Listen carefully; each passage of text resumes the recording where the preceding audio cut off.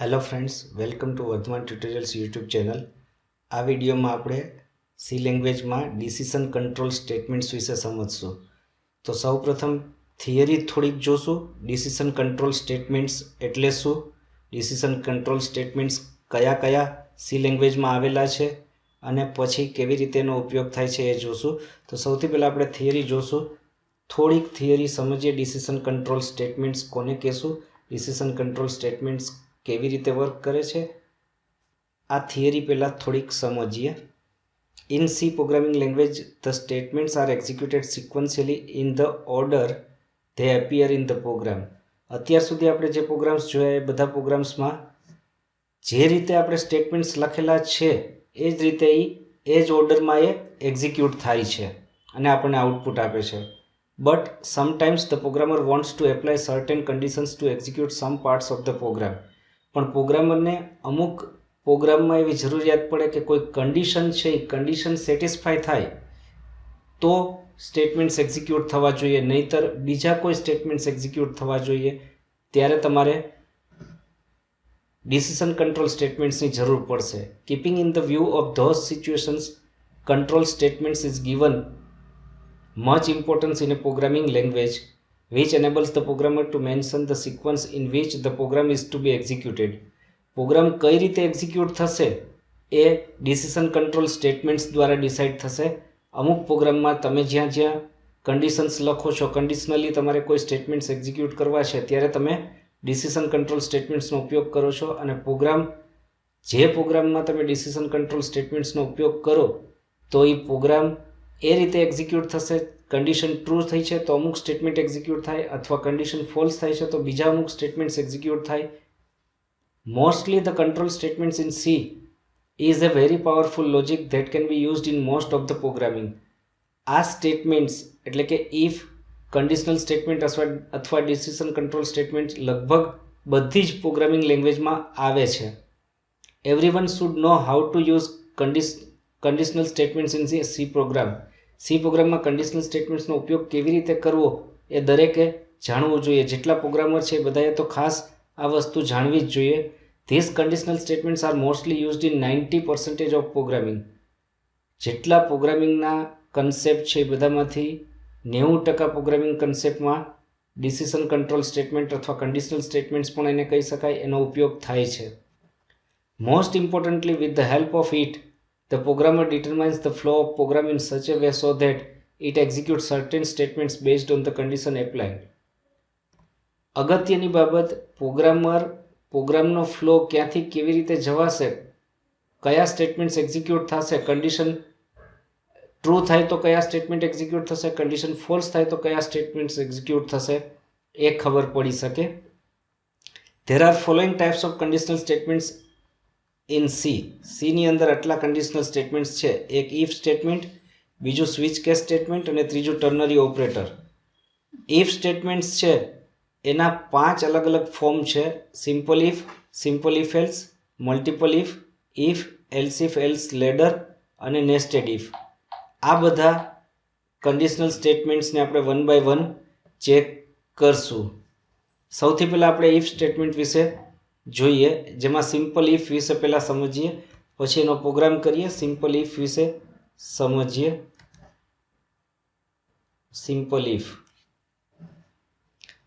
If statement is the most simple decision making statement. It is use to decide whether a certain statement or block of statements will be executed or not. If statement એક સરળમાં સરળ decision making statement છે અથવા decision control statement છે અને એમાં કન્ડિશનને આધારે decide થશે statements execute થશે કે નહીં થાય. કન્ડિશન ટ્રુ તો સ્ટેટમેન્ટ્સ એક્ઝિક્યુટ થશે, કન્ડિશન ફોલ્સ તો સ્ટેટમેન્ટ્સ એક્ઝિક્યુટ નહીં થાય. That is, if a certain condition is true then a block of statements is executed, otherwise not. Syntax: if condition, નીચે કર્લી બ્રેકેટ્સની અંદર statements to be executed if the condition is true. Here the condition after evaluation will be either true or false. ખાસ યાદ રાખજો, આ condition એવી જ રીતે લખેલી હશે કે કન્ડિશન ટ્રુ થતી હોય ને કાં કન્ડિશન ફોલ્સ થતી હોય. If statement accepts boolean values If the value is true, then it will execute the block of statements below it, otherwise not. જો if પછી લખેલી કન્ડિશન ટ્રુ થશે તો સ્ટેટમેન્ટ્સ એક્ઝિક્યુટ થશે, નહીતર સ્ટેટમેન્ટ્સ એક્ઝિક્યુટ નહીં થાય. આના માટે એક એક્ઝામ્પલ જોઈએ. એક એક્ઝામ્પલ સિમ્પલ ઇફ, સાદું ઇફ માટેનો. કન્ડિશન ટ્રુ થાય તો સ્ટેટમેન્ટ એક્ઝિક્યુટ થાય, કન્ડિશન ફોલ્સ થાય તો સ્ટેટમેન્ટ્સ એક્ઝિક્યુટ ન થાય. આપણે એક યર નામનો ઇન્ટીજર ટાઈપનો વેરિયેબલ લીધો, સ્ક્રીન ક્લિયર કરી. અહીંયા યરમાં વેલ્યુ ગેટ કરી, પ્રિન્ટએફ સ્કેનએફની મદદથી યરની વેલ્યુ ગેટ કર્યા પછી આપણે એને ચેક કરવું છે લીપ યર છે તો મેસેજ પ્રિન્ટ કરવો છે લીપ યર, નહીતર કાંઈ મેસેજ ન આવે. એના માટે આપણે અહીંયા કન્ડિશન લખી, યરને 4 વડે ભાગતા શેષ એટલે કે રિમાઇન્ડર જો શૂન્ય આવતી હોય તો આ કન્ડિશન ટ્રુ થાય તો મેસેજ પ્રિન્ટ કરે લીપ યર, નહીતર મેસેજ પ્રિન્ટ ન કરે. એટલે જો લીપ યર હશે તો મેસેજ આવશે, નહીં હોય તો નહીં આવે. માનો કે 2024 લીપ યર છે એટલે મેસેજ આવે છે, પણ 2021 લીપ યર નથી એટલે મેસેજ નથી આવતો. જો લીપ યર નહીં હોય તો મેસેજ નહીં આવે. 2020 જે લીપ યર છે એટલે મેસેજ આવશે. આ પ્રોગ્રામમાં શું લખ્યું આપણે? સૌથી પહેલાં યર નામનો એક વેરિયેબલ લીધો ઇન્ટીજર ટાઈપનો, સ્ક્રીન ક્લિયર કરી. ત્યાર પછી પ્રિન્ટએફ સ્કેનએફની મદદથી યરમાં એક વેલ્યુ ગેટ કરી. એ વેલ્યુને 4 વડે ભાગતા રિમાઇન્ડર એટલે કે શેષ જો 0 વધે તો આ કન્ડિશન ટ્રુ થાય, કન્ડિશન ટ્રુ થાય તો આ મેસેજ પ્રિન્ટ થાય લીપ યર, અને પછી ગેટ સીએચને પ્રોગ્રામ પૂરો થાય. પણ માનો કે આ કન્ડિશન ખોટી પડે, યરને 4 વડે ભાગતા શેષ રિમાઇન્ડર 0 નથી આવતી, 1, 2 અથવા 3માંથી કોઈ એક આવે છે, તો આ કન્ડિશન ખોટી પડે તો આ મેસેજ પ્રિન્ટ ન થાય અને સીધું ગેટ સીએચ અને પ્રોગ્રામ પૂરો થાય. આ રીતે સિમ્પલ ઇફ વર્ક કરશે. નેક્સ્ટ આપણે જોવું છે સિમ્પલ ઇફ એલ્સ. એની પહેલાં થોડીક થિયરી અને સિન્ટેક્સ સમજી લ્યો સિમ્પલ ઇફ એલ્સ માટે. Simple if else. If else statement in C allows two way selection. આમાં બેમાંથી કોઈ એક જગ્યાના સ્ટેટમેન્ટ્સ એક્ઝિક્યુટ થશે, એ રીતે લખવાની ઇફ એલ્સની કન્ડિશન લખાશે. If the given condition is true then program control goes inside the if block and execute the statements 1. If the condition is false, then program control goes inside the else block and execute the statements 2. Syntax જુઓ એટલે syntax સમજશો એટલે ઉપરના બે વાક્ય સમજાઈ જશે.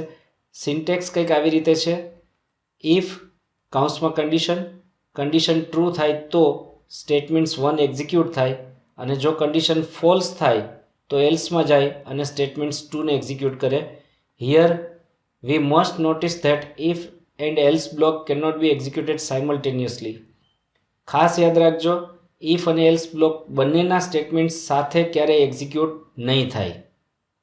In C programming any non zero value is treated as true while zero value is treated as false.